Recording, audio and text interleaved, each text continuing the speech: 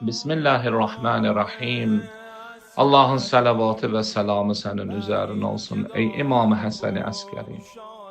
11-ci məsum İmam Həsən ibn Əliyin Əskəri əleyhisselamın şəhadəti münasibətilə ilk öncədə onun yeganə oğul evladı olan zamanın sahibi İmam-ül Məhdi Əcəlallahu Teala fərəcəhu şərif olmaqla yanaşı, o Həzrətin bütün haqq naiblərinə və bütün əhl-i beyt sevənlərə özlərin hüzün və başsağlığımızı bildiririk.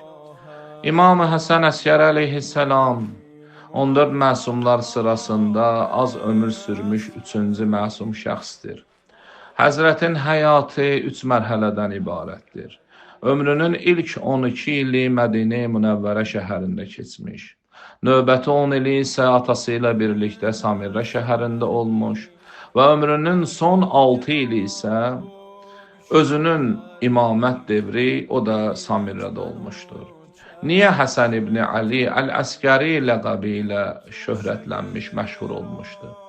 İmam Hadə əleyhisselamın imamət dövründə zalim və qəddar Əbbasilər hakimiyyəti strateji baxımdan Samirə şəhərini öz hakimiyyətlərinə daha uyğun və münasib bildikləri üçün Bağdad şəhərindən paytaxtı Samirə şəhərinə köçürdülər. Və biz bilirik ki, bütün peyğəmbərlər və məsum imamlar Allah tərəfindən haqq olaraq təyin olunmuşdular. Və haqq onlarladır, onlar isə həmişə haqq ilədilər. Və sözsüz ki, batilin, zalimin, fasiqin, fasidin həmişə gözündə görünən bir nömrəli təhlükə haqq olub və onun haqqın əhli olub. Və devrimizdə olduğu kimi o zamanda da Əbbasilər hakimiyyəti özlərinin zülümkar və qəsb etdikləri hakimiyyəti qoruyub saxlamaq üçün, ayaqda qalmaq üçün bütün təhlükələri və maniyələri aradan qaldırırlar və bir nömrəli təhlükə onların hakimiyyətinin süqutu üçün Əhl-i Beyt əleyhisselamdan olan məsum imamlardır və bu baxımdan İmam Hadə əleyhisselamı öz kiçik oğlu ilə məcburi olaraq Mədinə şəhərindən Samirə şəhərinə köçürdülər. Və strateji Samirə şəhəri paytaxt ünvanında və bütün hərbi hissələr, əsas hərbi hissələr də bu şəhərdə yerləşdiyi üçün İmam Hadi və İmam Həsən Əskəri əleyhisselamı bu hərbi hissələrin birində məskunlaşdırırlar və bir sözlə imamları azad həyat tərzindən mədəni şəkildə neynirlər? Məhrum edirlər, uzaqlaşdırırlar. Və sözsüz ki, imamların bəzi xüsusi şiyələrlə görüşləri olurdu, bəzi şəraitlərdə. Və bu görüşlər də bundan ötürü deyildi ki, Əbbasilər hakimiyyətinin imamlara olan mərhəməti, sevgisi, məhəbbəti vardı. Xeyr.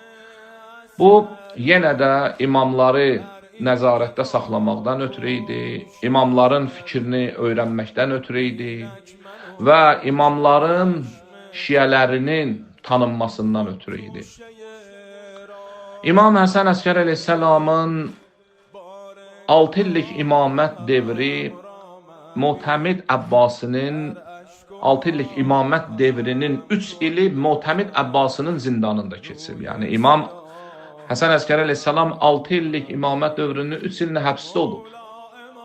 Və qalan ömrünü isə Həzrət çox ağır bir dövlət tərəfindən, hakimiyyət tərəfindən təyin olunmuş nəzarət altında keçirdi. Sözsüz ki, imamın zindanda, həbsxanada keçirdiyi, demək o yaşadığı 3 il ömründə saysız işgəncələr, zülümlər, əziyyətlər də tarixdə açıq və net şəkildə etibarlı sənədlərlə qeyd olunub. Bir nümunə olaraq İmam əleyhisselamın həyatda azadlıqdan məhrum olmasını qeyd edərdik ki, İmam Həsən Əskəri əleyhisselam 28 illik ömründə bircə dəfə belə olsun Allahın beyti Kəbə evini ziyarət edə bilmədi. Əbbasilər hakimiyyəti imamı ilahi ziyafətdən, bu ilahi ziyafətdən məhrum etdilər. Yəni bu qədər yetərlidir ki, Peyğəmbər nəslinin bir yadigarı ola və onun ixtiyarı əlində olmaya ki, ömründə bircə dəfə olsun belə Allahın beytini ziyarət edə. Bu zülmün həddi hüdudu yoxdur. Hamı bilir, həm Samira, həm Kərbəla bir torpaqda, İraq torpağında yerləşir.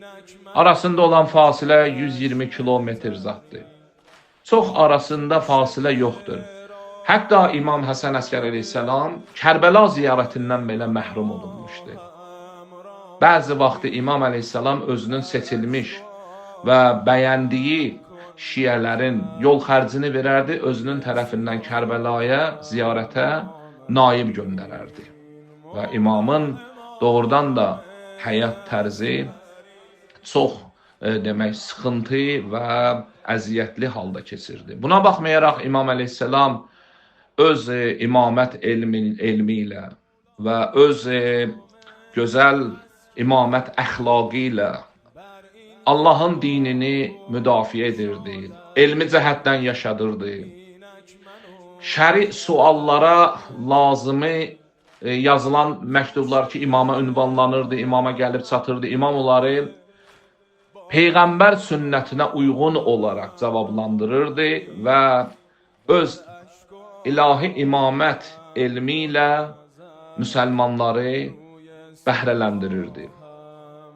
İmam əleyhissalam rəvayətlərin birində Peyğəmbər və onun vəsilərinin daha doğrusu Peyğəmbər və onun vəsilərinin olmamasına toxunan bir rəvayəti nəql edir ki, əgər Peyğəmbər və onun vəsiləri olmasaydı, siz müsəlmanlar nə günə düşərdiniz? Həzrət buyurur ki, Ləvla Muhammedun sallallahu aleyhi və aleyhi vəl-əvsiyəu min vuldihi ləkuntum hayara kəlbəhayimi la ta'rifunə fərdan minəl fəraiz. Həzrət buyurur, əgər Həzrət Muhammed sallallahu aleyhi və aleyhi olmasaydı və onun evladlarından olan vəsilər, imamlar olmasaydı, siz çaşqın qalardınız. Dörd ayaqlılar kimi vacibləri fərqləndirə bilməzdiniz. Yəni, ibadətləri fərqləndirə bilməzdiniz. Onları biri-birindən aid edə bilməzdiniz. Bunu düzgün yerinə yetirə bilməzdiniz. İmam əleyhissalam buyurur ki, yəni bununla mesaj verir ki, əgər bu günləri siz ibadət edirsiniz, vacibləri düzgün yerinə yetirirsiniz, o mənim cəddim Muhammed salavatullah aleyhi və səlləm və onun vəsiləridir ki, onun sülbündəndir, özlərinə işarədir. İmamın ömrünün sonuncu gecəsində Həzrət buyurur ki, həyyuni lis-salat, məni namaza hazırlayın. Həzrət bunu deyəndə, o Həzrətin yeganə yadigarı olan kiçik oğlu yanındaydı. Və yazırlar ki, bu uşaq imama dəstəmaz almaqda kömək edir. Elə bu halda imam buyurur ki, əbşir ya bunəyyə, müjdə olsun sənə ey oğul, fəəntə sahibuz zaman, bəs sənsən zamanın sahibi, və əntəl məhdi, və sənsən məhdi, və əntə hüccətullahi alə arzihi, yer üzərində, Allahın yer üzərində olan hüccəti sənsən, və əntə vələdi, sən mənim evladımsan və mənim və vəsiyyim, mənim vəsimsən, mənim davamçımsan. Bu nədir? Buyurur ki, İmam buyurur ki, bu mənim atamdan və onun atalarından Peyğəmbərə qədər olan bir əhdidir. Burada bir əhdən söhbət gedir ki, əhd sözünün mənası razılıq, müqavilə, bir vədə kimidir. Yəni, bu nə vədədir, bu nə müqavilədir, bu nə razılıqdır. İmam əleyhissalam deyir ki, atamdan və onun atalarından. Bu hissə göstərir ki, bu əhd nəsildən nəsilə ötürülmüş bir əhdidir. Yəni, yalnız danışanın atası deyil, yəni yalnız İmam Hadi deyil, həm də İmam Hadinin ataları və əcdadı bu əhdidə iştirak ediblər, bunu qoruyub saxlayıblar. Və buyurur ki, İmam əleyhissalam buyurur ki, Peyğəmbərə qədər. Peyğəmbərə qədər bu ifadəni göstərir ki, əhdin tarixi çox qədimdir, hətta Peyğəmbər Muhammed sallallahu aleyhi və səlləmə çatır.